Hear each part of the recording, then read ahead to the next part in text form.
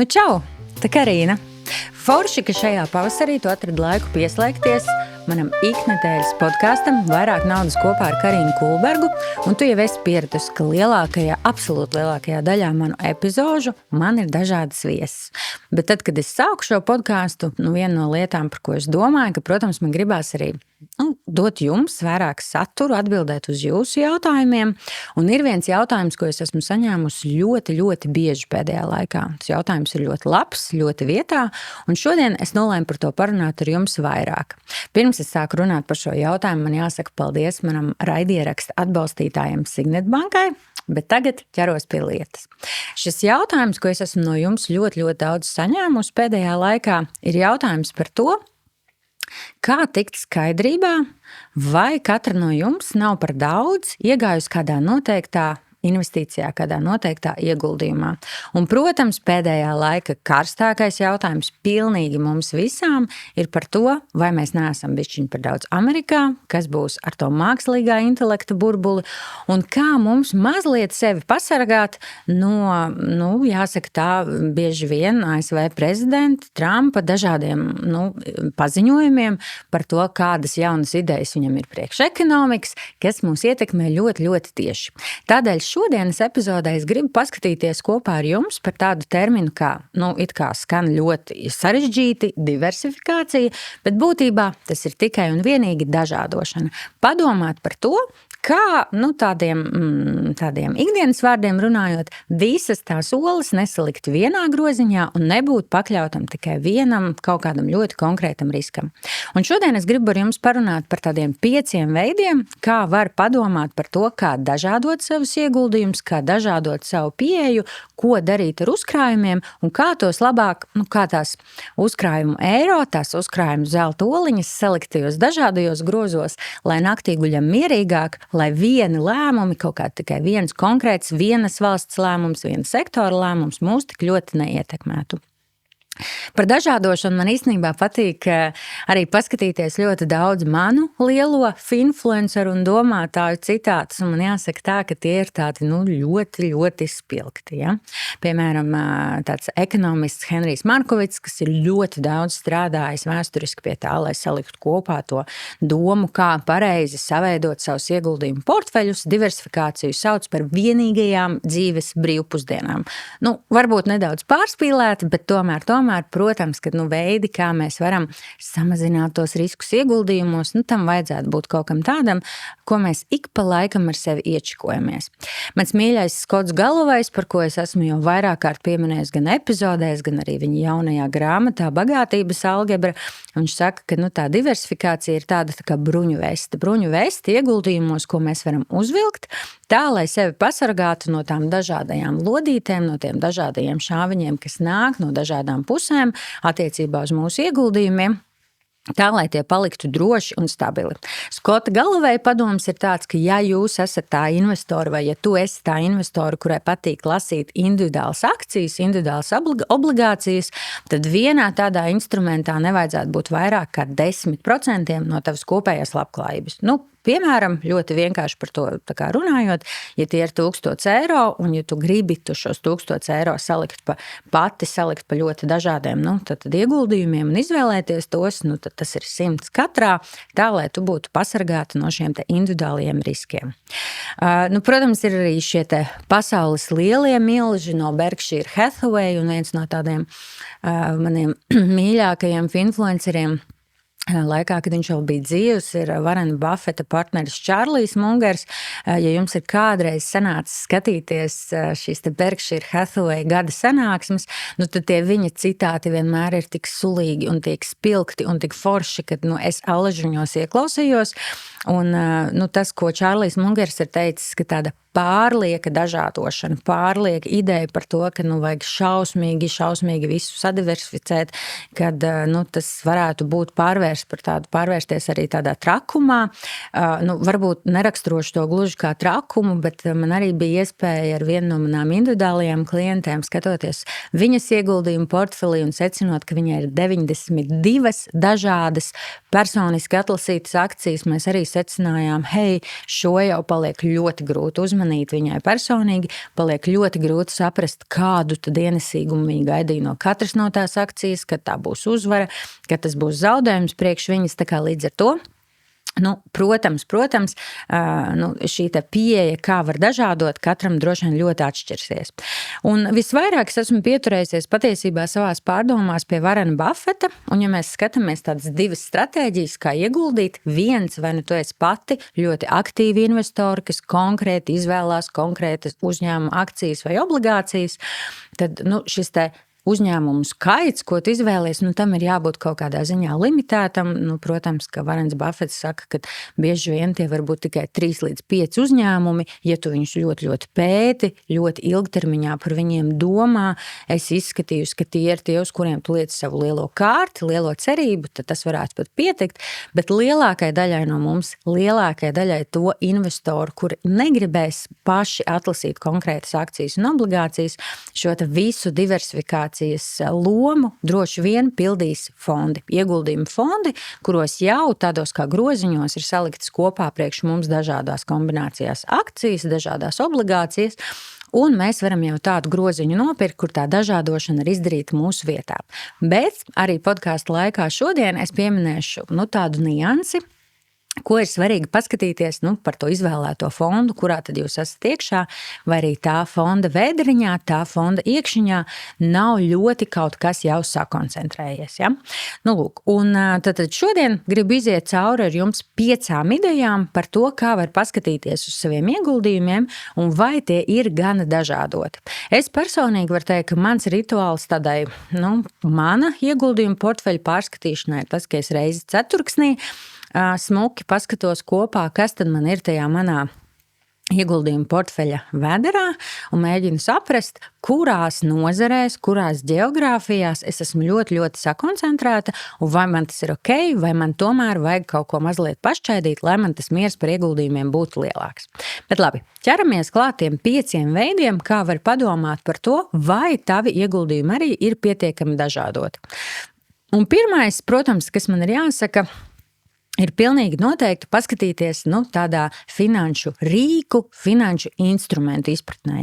Ja mēs tā ļoti tēlaini izsakamies, tad skatīties, ja mēs iedomājamies tādu tipisko rīku lādi vai, es nezinu, savu, piemēram, kosmētikas maciņu, kur droši vien mēs gribētu, lai tajā ir ne tikai 100 veidu dažādas lūpenes, bet lai tajā ir arī viss tas, kas mums ir nepieciešams, lai mēs to savu ikdienas make-up varētu salikt.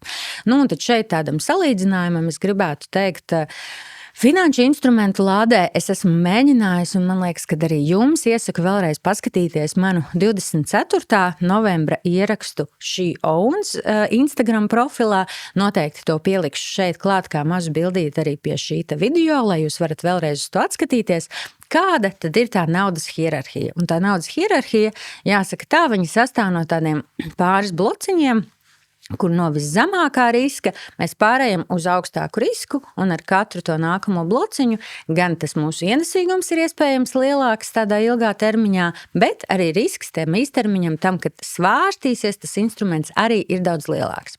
Un tas, ko es esmu ielikusi arī šajā hierarhijas bildītē, arī priekš jums noteikti varat paskatīties to postu, ir stāsts par to, ka tās hierarhijas apakšā atrodas tas visdrošākais mūsu izpratnē skats, kas ir nauda parastā, kas mums stāv, piemēram, norēķinu kontā. Mēs zinām, ka tā ir stabila, tik cik viņi tur ir, viņi nepieaugs vērtībā, pilnīgi droši viņi noēdīs inflācija, bet tā ir, tad mēs arī varam nebažīties, ka šī summa kaut kā mainīsies.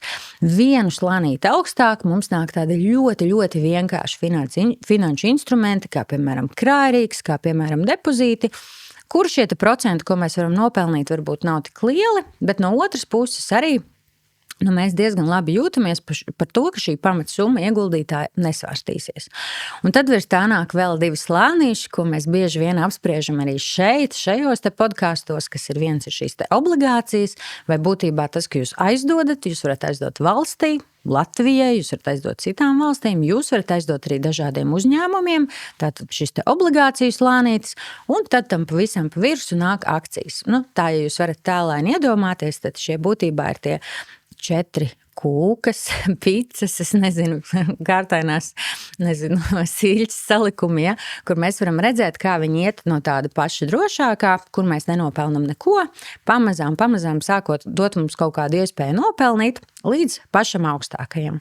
Un tad visam tam visai tai kūciņai pa virsu nāk tie sauktie alternatīvie ieguldījumi, mazliet pieskāršos arī tiem podcastu noslēgumā. Bet tas princips, kā uz šo naudas hierarhiju paskatīties, tādā ļoti vienkāršā versijā būtu tas, ka jūs padomātu, cik ilgam laikam jūs šo uzkrājumu veidojat. Un tā loģika gluži vienkārša. Jo tuvāk, jo drīzāk jums šī nauda būs vajadzīga, jo tajā hierarhijā jūs braucat uz visdrošāko sadaļiņu. Tajā ziņā, ja, piemēram, mēs esam bieži runājuši drošības spilvenu, mēs ļoti, ļoti tipiski turam vai nu atsevišķā norēķinu kontā, vai nu mēs viņu ieliekam, piemēram, krājrīkā, bet mēs to pilnīgi noteikti neinvestējam kādās akcijās, kādās obligācijās, jo mēs gribam zināt, ka tā nauda tiešām mums ir pieejama brīdim, kad mums viņa būs ļoti vajadzīga. Viņa ir ļoti ātri izraujama, jā, mēs zinām, mēs ar viņu varbūt daudz nenopelnīsim, bet toties mums viņa ir ļoti pieejama un ļoti nemainīga. Jo tālāks tas mērķis, jo vairāk jūs varat sākt to naudu izmantot, likt viņai strādāt. Un tipiski varētu par to domāt, ja tas mērķis ir domāts kādiem tuvākajiem 3 līdz 5 gadiem, tad jau mēs varam domāt par to, vai nenopirkt kādu obligāciju, vai nenopirkt kādu obligāciju portfelīti. Savukārt, ja tas ir vēl ilgākam periodam, 5+ gadiem, tad jau gan mēs varam lūkoties arī diezgan droši, piemēram, akciju virzienā. Un kāpēc šie gadi, kāpēc šis laiks? Pamatā tas ir tāpēc, ka, piemēram, izvēloties ieguldīt akcijās, neatkarīgi, vai tā būtu individuāla akcija, vai tas būtu kāds akciju groziņš, tas, ko mēs zinām, kad akcijas īstermiņā var diezgan strauji svārstīties, un mums ir vajadzīgs šis laiks, lai liktu viņām strādāt, jo tāds akciju tirgus pieaugums bieži vien saka, vidēji ilgā termiņā, piemēram, pēdējos 60, 70 gadu laikā, tas vidējs gadā ir bijis ap 10%. Ļoti interesanti. Visas mēs, protams, gribam šos 10%, bet kur ir āķis, kad akciju gadījumā tas nav katru gadu tie 10%. Būs gadi, kad tas pieaugums būs ļoti strauši, tie varbūt 20, 11%. Būs gadi, kad būs krīzes, covidi, kari, tarifi, kad tas varētu būt ar samazinājumu, bet ilgā termiņā mēs panākam šo pieaugumu. Bet tāpēc tā būs tā naudiņa, ko mēs tiešām būsim domājuši garajiem mērķiem. Līdz ar to es par to esmu rakstījusi arī iepriekš postos, mēs par to daudz runājam individuālās konsultācijās ar dāmām. Esmu arī par to runājusi ļoti daudz savos mītapos, kuros daudzas no jums arī esat bijušas noteikti, ka mēs skatāmies uz to savu uzkrājumu, kā domājot par tādām kā 3 kabatām. Tuvā kabata, tā, ko mēs turam tai drošībai, vai tuvākā gada mērķiem, to mēs tātad liekam tajā drošajā slānītī, tajā, kas mums ir pavisam pieejams, to, kas mums ir mūsu vidējiem plāniem, tādiem, kas ir, no 2 līdz 3 gadiem, tur jau mēs varam padomāt, vai ir kāds foršs labs instruments, ko mēs varam izdomāt, vai tas ir depozīts, vai tās ir Latvijas valsts krāja obligācijas, tās pavisam drošās, savukārt tad, ja mēs virzamies vēl augstāk, tad mums tai naudai mēs varam likt ar viņu pastrādāt. Tātad viena šī pieeja, kur mēs varam par to domāt, tiešām ir tā, cik tuvs ir mans mērķis šim uzkrājumam vai ieguldījumam, jo tuvāks, jo drošākā instrumentā, jo tālāks, jo es vairāk varu ar viņu paspēlēties. Šajā pašā, pirmajā tajā diversifikācijas likumā noteikti var izmantot arī tādu kā dzīves ciklu pieeju. Un dzīves cikla pieeja, ko viņi pasaka, daudzās tādās finanšu hrestomātiskās grāmatās ir šī pieeja, ka tajos drošajos instrumentos, vai, piemēram, obligācijās, mēs turam tādu proporciju no saviem ieguldījumiem, cik mums ir gadu. Pateikšu savu piemēru, man ir 42 gadi, tātad šis te likums teiktu to, ka man būtu obligācijās jātur apmēram 40% no sava uzkrājumu vai ieguldījumu, un atlikušie 60% to es varētu turēt akcijās. Un jo vairāk gadu man kļūst, jo tuvāk tuvojās šis mirklis, kad es varētu gribēt šo ieguldījumu izmantot, jo viņš vairāk aiziet uz šo konservatīvāko pusi, jo vairāk viņš pārliekās uz šīm obligācijām. Piemēram, 60 gadu vecumā, ja tā proporcija varētu būt 60% obligācijās, 40% akcijās. Tādā veidā ir uzbūvēta lielākā daļa šo pieņemsim dzīves cikla pensiju plāni, kur automātiski jums šī proporcija starp akcijām un obligācijām piemērojas tā, ka tuvojoties pensiju pensijas vecumam un tuvojoties brīdim, ka jums viņu vajadzēs izņemt to naudiņu, viņi kļūst aizvien mierīgāki, konservatīvāki. Bet jo ilgāks laiks jums ir uzkrāt, jo jaunāki jūs esat, jo vairāk jūs varat izmantot šos te instrumentus, kas ir paredzēti tam, lai ilgākā termiņā nopelnītu. Kas man arī gan liekas svarīgi, domājot par to, ja jūs tā izzumējat ārā un paskatāties tā, kur tad es esmu šobrīd, piemēram, jums ir sainvestēti 5000, jūs izzumējat un paskatāties, kur tad tie ir sainvestēti, vai tie ir visi akcijās, vai tie ir visi obligācijās.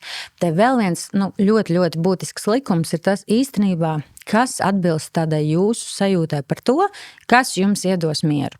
Man, piemēram, ir draudzene, kur ir sapratusi, un mēs esam kopā solīti pa solītim gājušas tajā, ka viņa ir pamēģinājusi obligācijas, viņa ir pamēģinājusi akciju fondus, un viņa ir sapratusi, ka priekš viņas, neskatoties uz to, ka viņa joprojām ir jauna, viņai tātad arī ir ap 40 gadiem, viņa ir sapratusi to, ka priekš viņas īstenībā tās augstāk ienesīguma obligācijas ir tas rīks, kas viņai iedod tādu foršu sajūtu par to, ka viņa jūtas, tātad ir kaut kāda pamatsumma, viņa regulāri saņem šos kuponu maksājumus, savukārt akciju tirgi priekš viņas ir pārāk svārstīgi un ikdienā skatoties rezultātus, viņi iedod lielāku stresu.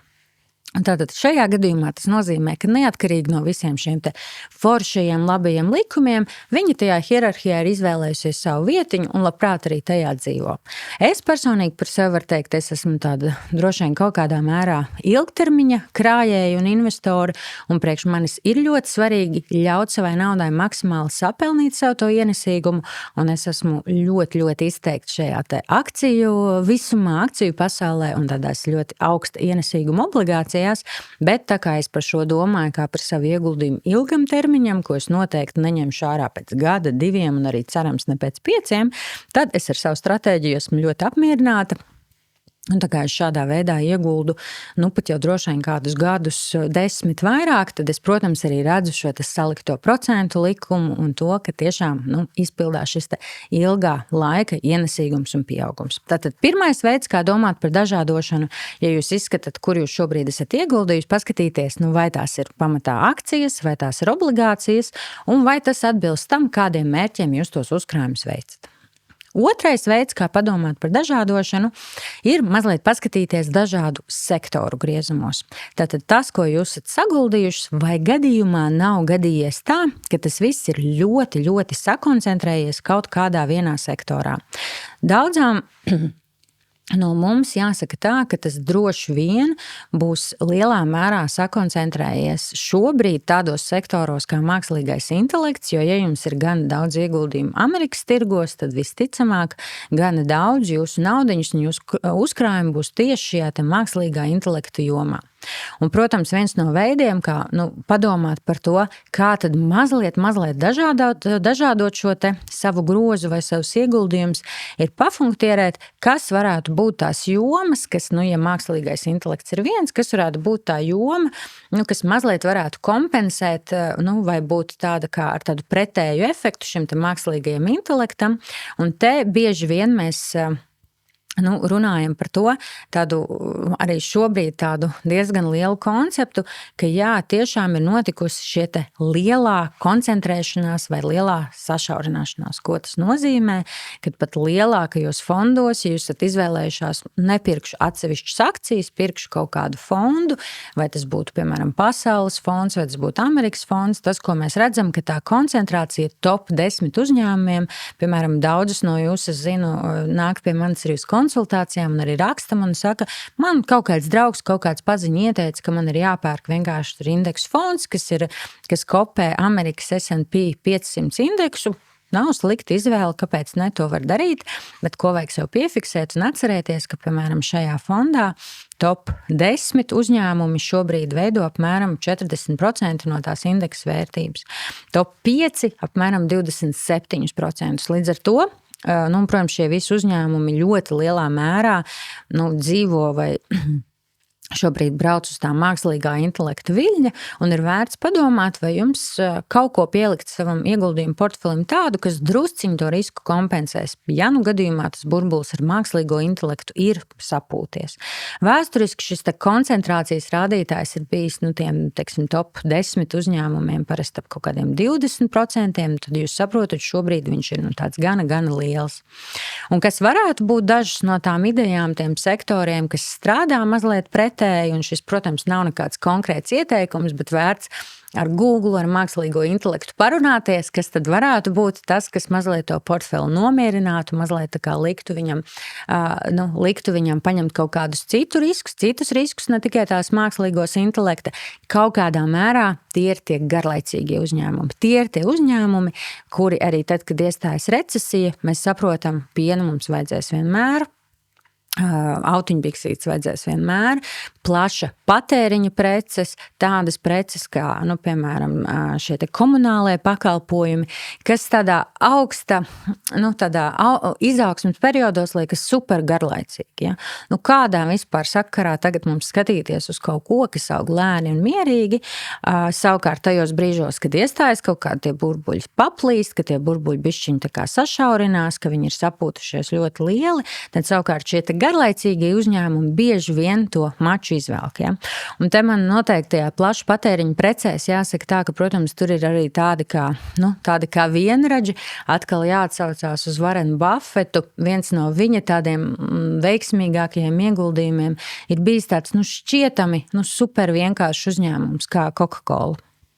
87. gadā viņš nopirka daļas Coca-Colā 1 miljarda vērtībā. Šobrīd to daļu vērtība ir ap 25 līdz 28 miljardi, tātad viņi ir pieaugusi 28 reizes šo te aptuveni 40 gadu laikā, un tas viņa lēmums tajā brīdī bija tā kā uzlikt šo te kārti uz uzņēmumu, kuram ir superspēcīgs zīmols, bet kurš nevarētu teikt, ka ir kaut kāds baigais inovāciju milzis, vienlaikus ar tādu ļoti, varētu pat teikt, tādu monopolistisku pozīciju visā pasaulē, un, protams, ka šis te viņa likme ir ļoti, ļoti labi piepildījusies. Man pašai lika arī aizdomāties īstenībā par šo diversifikācijas principu, tad, kad es apmeklēju investoru iespēju tikties ar Igauņu Apollo grupu, un viens no super labiem jautājumiem viņiem, tad, kad viņi prezentēja savu uzņēmumu stāstu, emitējot obligācijas, bija jautājums par to, bet tagad, ja uznāk recesija, tad viņi ir tad restorānu biznesā, kino biznesā, kā viņi redz savu lomu. Un tas, ko viņi ļoti interesanti stāstīja, ir tas, ka patiesībā viņi redz, ka tieši recesijās viņu rādītāji bieži vien krietni uzlabojās, jo viņi ir šajā te, piemēram, ēdināšanas jomā, nevis tajā luksus segmentā, bet tādā pieejamā ēdināšanā, un ka mēs visi joprojām arī recesijās gribam kaut kur baudīt dzīvi, bet tad, ja mēs samazinām šos izdevumus, tad mēs sākam vienkārši iet nevis uz fancy restorāniem, bet tomēr, ņemam šos te maisuši, ejam uz šo te KFC, un izmantojam šos te zīmolus. Tā kā arī ļoti interesants griezums. Ja?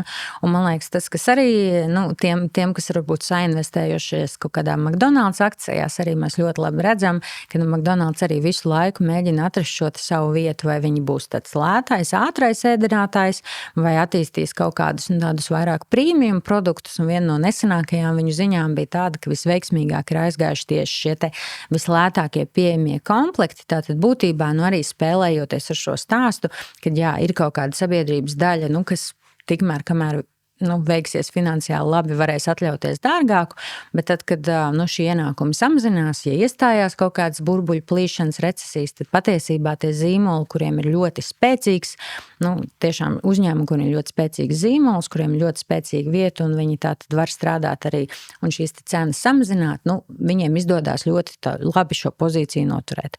Vēl no tādiem citiem sektoriem, kas parasti spēlē pretēji šiem te lielajiem milžiem vai mākslīgā intelekta, varbūt spēcīgiem uzņēmumiem varētu būt kaut kas tāds kā, piemēram, komunālo pakalpojumu sniedzēji. Te mēs arī redzējām, manuprāt, pagājušajā gadā, Viens no tādiem piedāvājumiem bija Rīgas ūdens obligācijas, ja? Tātad, šķietami, it kā, garlaicīgi, ja?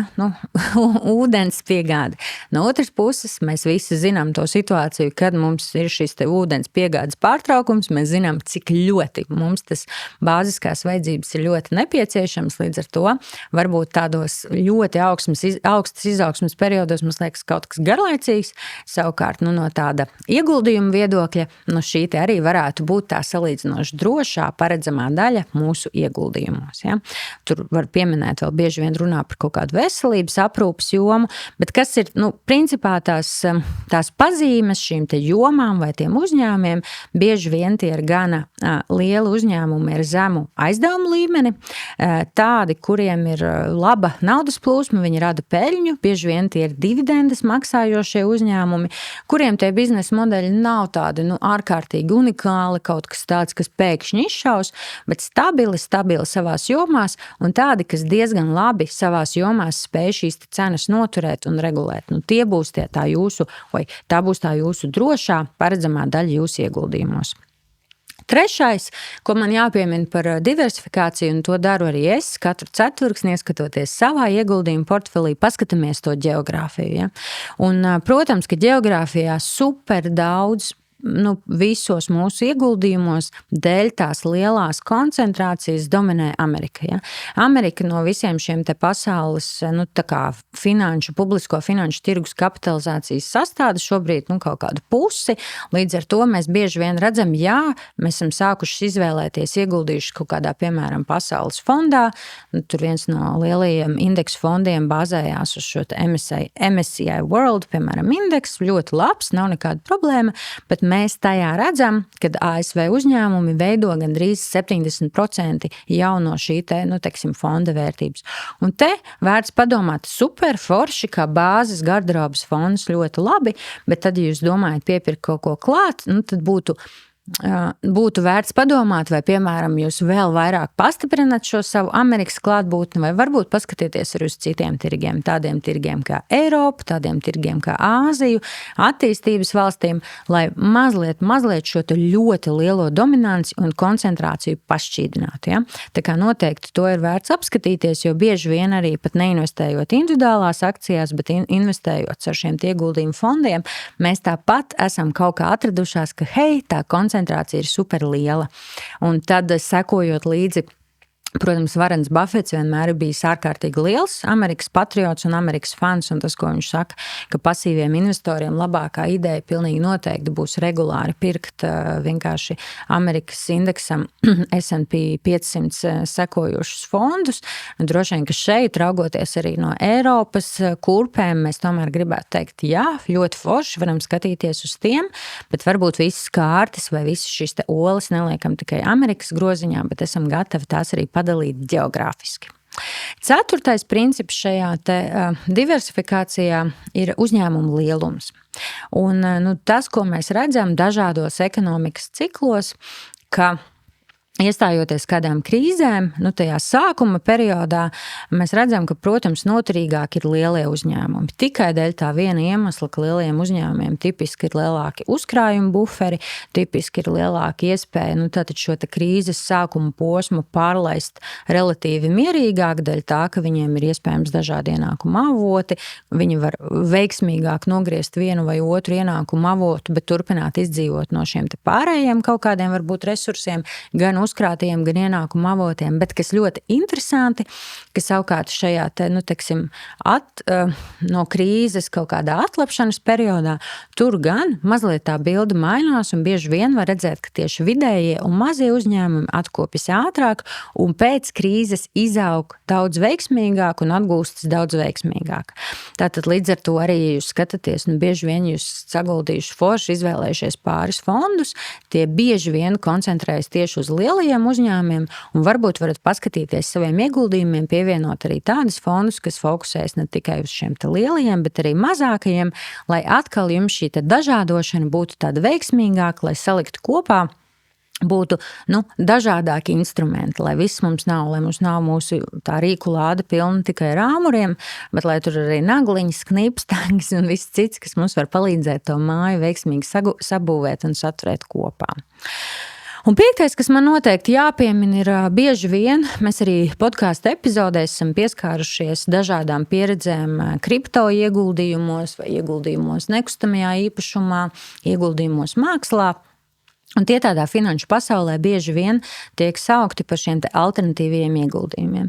Un kas ir tā alternatīvo ieguldījumu viena no tādām galvenajām pazīmēm, tā ir tā, ka viņiem parasti ir finanšu valodā runājot švakāka likviditāte, tad normālā cilvēka valodā runājot to varētu tulkot tā, ka tā iespēja viņus gan nopirkt, gan, teiksim, ātri veiksmīgi nopārdot, ir, tas laiks parasti ir nepieciešams lielāks. Un te ļoti labs piemērs droši vien ir nekustamais īpašums.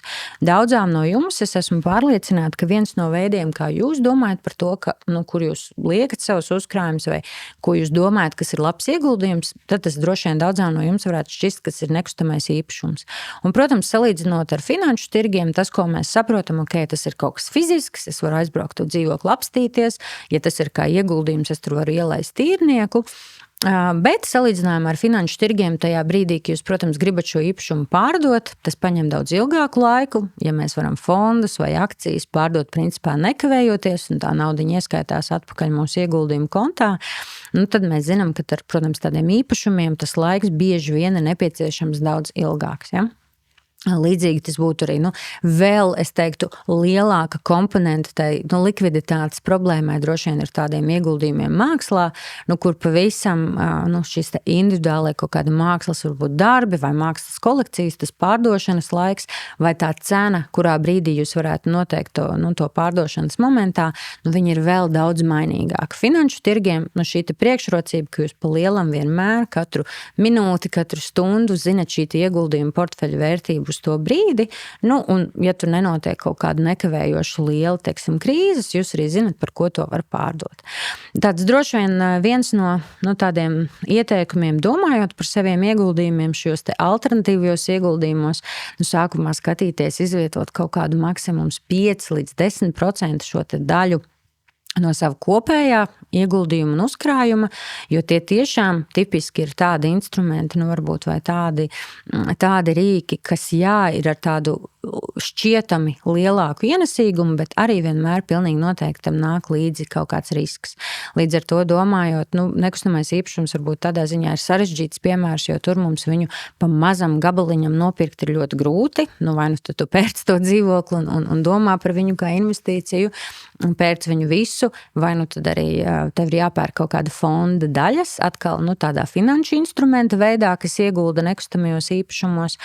Protams, konkrēti nekustamajiem īpašumiem tie 2 lielie labumi. Viens labums kā investoram ir šie ienākumi no īres, otrs kaut kāda pieauguma vērtība nekustamajiem, bet līdzīgi kā finanšu tirgiem atkal jādomā par to, ja visi jūsu kārts ir uz nekustamajiem, tad tas prasīs gana lielu kapitālu, lai izveidotu pietiekami dažādotu šo portfeli, ja? Lai tas nav tikai viens īpašums konkrētā rajonā, bet tad jūs veidojat šo ieguldījumu tā, ka tie riski ir atkal sadalīti, ka visi dzīvokļi nav vienā mājā, ka visi tie dzīvokļi varbūt vai īpašumi ir kaut kādos dažādos rajonos, būtiski izvērtāti par to cenu un vērtību.